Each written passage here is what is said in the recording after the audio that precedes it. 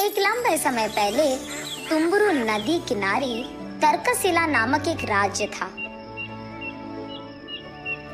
वहाँ अलग प्रकार के आलू रहते थे। उनमें से सुंदर और कोमली नामक पति पत्नी के 3 बच्चे थे, जुन्नू, मुन्नी और बन्नी। एक दिन बन्नी उसकी बड़ी बहन मुन्नी के पास जाकर, दीदी, कल रात जोर से बारिश आई थी ना, बहुत सारा पानी भी आया, वो पानी कहाँ चला गया? ऐसे पूछता है। ये सुनकर मुन्नी, अरे बाप रे, इसने शुरू कर दिया इसके उटपटांग सवाल। और क्योंकि वो उसका जवाब नहीं दे पाई, वो किसी के बुलाने का नाटक करके, हाँ माँ, अभी आई, कहकर चली जाती है। तब बन्नी जुन्नू के पास जाकर, भैया, वो कल रात करके वही सवाल पूछता है। तब जुन्नू, अरे इतना आसान सा सवाल, कुछ नहीं बन्नी, वो सारा पानी धरती के अंदर चले जाता है। ऐसे वो उसके प्रश्न का जवाब देता है। तो फिर धरती के अंदर बहुत सारा पानी है क्या? हाँ, हम जो भी पानी हर रोज उपयोग करते हैं वो सब धरती में ही रहता है। ओह, तो फिर एक दिन क्या धरती पानी से भरकर बलून की तरह फट जाएगा क्या? ऐसे वो भोला बच्चा कहता है। ऐसा नहीं फटता है, हमारा धरती बहुत मजबूत और ताकतवर है। जितना भी मजबूत क्यों ना हो, एक ना एक दिन तो उसे फटना ही होगा ना। अरे रे, हमारे धरती का आसमान से एक कनेक्शन होता है। जब भी धरती पे पानी बहुत ज्यादा हो जाता है ना, वो आसमान के बादलों में भरकर बारिश की तरह बरसता है। ओह, ये है बात, ये तो बहुत प्यारा सेटिंग है, ऐसे कहता है। वो जुन्नू की तरह उस प्रश्न से नहीं भागता है, उसके बजाय उसको अच्छे से उसकी भाषा में समझाकर उसके छोटे भाई का बहुत अच्छा ख्याल रखता है। बन्नी का उम्र सबसे भले ही कम क्यों न हो, वो सबसे ज्यादा तेज था। वो अपने भाई जुन्नू और बहन मुन्नी से हमेशा कोई ना कोई सवाल पूछते ही रहता था। इन तीनों का ख्याल रखते रखते माँ बाप सुंदर और कोमली कभी कभी थक जाते थे, लेकिन उन तीनों को साथ में खेलते देख वो बहुत खुश होते थे। ऐसे ही एक दिन वो तीनों उस राज्य में हो रहे एक बाजार के लिए निकलने की तैयारी करते हैं, मगर उस बाजार तक पहुंचने के लिए उनको तुम्बर नदी पार करना होगा।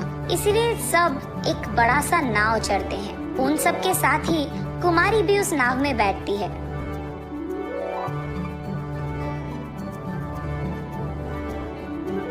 जब वो नाव में जा रहे थे, बन्नी को देख कुमारी ऐसे कहती है, आपका बेटा बहुत प्यारा है जी, क्या आप मुझे ये बच्चा दे दोगे? मैं उसको बड़ा करूंगी। ये सुनकर सुंदर और कोमली चौंक जाते हैं। हाँ, ये कैसा प्रश्न था? हम नहीं दे सकते, ये हमारा बेटा है, ऐसे वो दोनों एक साथ कहते हैं।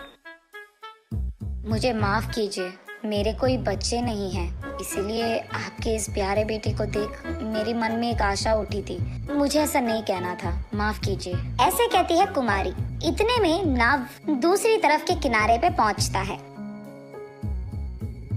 तब सुंदर और कोमली उनके अपने बच्चों को लेकर बाजार जाते हैं। सारी चीजों को खरीदने के बाद अचानक बन्नी दिखाई नहीं देता है और वो चारों बहुत परेशान होते हैं। उनके परिवार में एक एक सदस्य एक एक दिशा में जाकर बन्नी को ढूंढने लगते हैं, लेकिन बन्नी कहीं नहीं दिखाई देता है। ठीक तभी सुंदर और कोमली को उनके साथ नाव में आए कुमारी की याद आती है। तुरंत वो कुमारी को ढूंढने लग जाते हैं। एक जगह कुमारी अपना काम करते हुए दिखाई देती है। वहाँ जाकर सुंदर और कोमली ऐसे कहते हैं, हमारा बेटा कहाँ है? बोलो, कहाँ छुपा दिया तुमने? बोलो, ऐसे कहते हैं। ये देख कुमारी आश्चर्यचकित होती है। हाँ, मैं तुम्हारे बेटे को कहाँ छुपाऊंगी? क्या बात कर रहे हो तुम दोनों? नाटक मत करो। अभी नाव में तुम कह रही थी तुम्हारा बच्चा दे दो, मैं बड़ा करूंगी। हाँ, मैंने कहा था। तो तुमने हमारे बेटे को हमसे चुरा लिया? कह दो, कहाँ है मेरा बेटा? ऐसे जोर जोर से रोते हुए उसे पूछते हैं। अरे रे, तुम्हारा बच्चा मेरे पास नहीं है, मैं ऐसी लड़की नहीं हूँ, ऐसे कहती है कुमारी। ये सब दूर से राजा के भट देख रहे थे, इसलिए उन सबको राज दरबार लेकर जाते हैं। दोनों तरफ सुनकर वहाँ का राजा पुलकेशी, इस औरत को 2 दिन गिरफ्तार करके जेल में डाल दो। इसका घर, गांव, हर जगह ढूंढ लो। अगर तब भी बेटा नहीं मिला तो इस लड़की को छोड़कर उस बच्चे के बाकी निशानों के लिए ढूंढो। इस सब के दौरान 2 सैनिक बनी को लेकर वही राज दरबार में आते हैं। राजा, ये बच्चा नदी में डूब रहा था, तब कुछ लोग इसको बचाकर हमारे पास लेकर आए, ऐसे कहते हैं। बन्नी को देख उसके माँ बाप बहुत बहुत खुश होते हैं। सुंदर, कोमली, जुन्नू, मुन्नी सब बन्नी के पास पहुँचते हैं। तब सुंदरी, देखा प्रभु आपने, मैंने कोई गलती नहीं की, मुझ पे झूठा इल्जाम लगाया गया था। तब राजा, उस बच्चे को इधर लेकर आओ। तब सैनिक बन्नी को राजा के पास लेकर जाते हैं। तब राजा बन्नी से ऐसे पूछता है, बेटा बन्नी, माँ बाप को छोड़कर तुम कहाँ गए? तुम नदी तक क्यों गए? हाँ, मैं नाव के नीचे मौजूद उस बड़े इंसान को देखने गया, कहता है बन्नी भोलेपन से। वो बड़ा सा आदमी नाव के नीचे था। नाव के नीचे बड़ा सा आदमी क्यों होगा बेटा?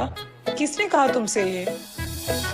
हुआ ये था कि जब सभी नाव में बैठकर नदी के उस किनारे तक जा रहे थे, तब सुंदर और कोमली कुमारी के साथ बात कर रहे थे। ठीक उसी समय में बन्नी उसके भैया जुन्नू से ऐसे पूछता है, भैया, नाव ऐसे अपने आप कैसे जा रहा है, और वो भी इतने तेजी से? नाव के नीचे एक बड़ा सा आदमी है, वो ही हमें तेजी से लेकर जाता है। वो नाव को अपने सिर पे लगाकर हमको नदी के किनारे लेकर जाता है, इसलिए नाव डूबे बिना एक किनारे से दूसरे किनारे तक जाती है। ऐसे वो उसको जो मन में आया वो कह देता है बन्नी को। इसी कारण बन्नी उस बड़े से आदमी को देखने नदी के किनारे गया था और उसी कोशिश में वो डूब भी गया था, और ठीक तभी कुछ लोग उसे बचा लिए थे। तब ये बात सबको समझ आती है और उसका भोलापन देख सभी हंस पड़ते हैं। मुन्नी, जुन्नू और बन्नी को समझ नहीं आता है कि सब हंस क्यों रहे हैं, लेकिन कुछ देर बाद वो भी हंस पड़ते हैं। तब पुलकेशी, बहुत समय बाद मुझे बहुत हंसी तुम लोगों की वजह से ही आई है। ये कहकर सबको सोने के सिक्के देकर वहां से उन्हें भेज देता है। दूसरी तरफ सुंदर और कोमली को बहुत खुशी होती है कि परेशान करने के बाद कम से कम उनके बच्चों को सोने के सिक्के तो मिले, और बच्चे सही सलामत भी थे।